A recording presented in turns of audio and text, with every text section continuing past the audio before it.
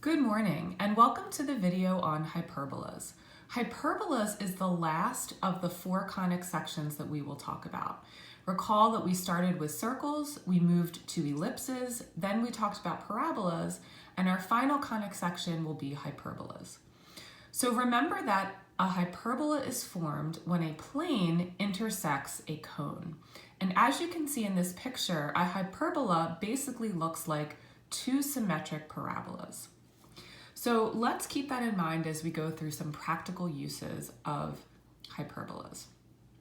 Okay, so one of the really cool places that you will see a hyperbola is if a jet is flying at a speed that's greater than the speed of sound. It will actually create a shock wave, as you can see here in the picture, and the shock wave is one branch of the hyperbola. So that's just kind of a cool use of it.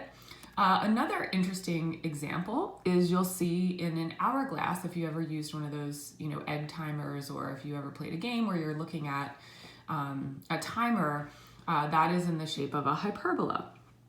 Okay. Now, this is interesting. So nuclear power plants, if you ever notice the shape of nuclear power plants, they are shaped much like a hyperbola.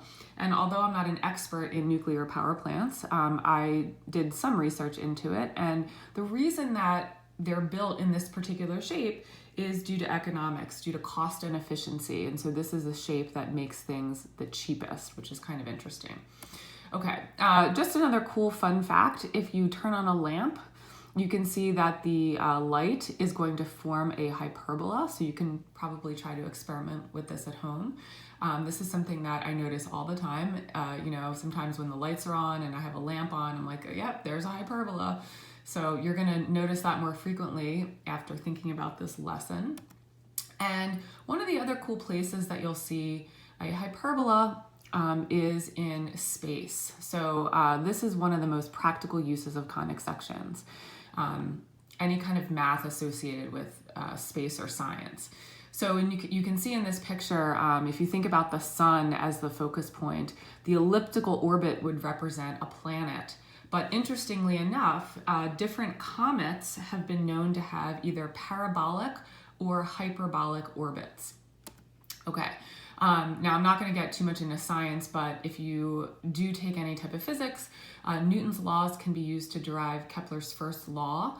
Newton's equations give several possible orbits. The planets follow elliptical orbits. Some comets have parabolic or hyperbolic orbits. And that's just kind of an interesting fact and sort of a reason to study conic sections. So I hope you found that helpful. Again, you can refer to this PowerPoint at any time. And in the next video, I will start to introduce the mathematics of hyperbolas.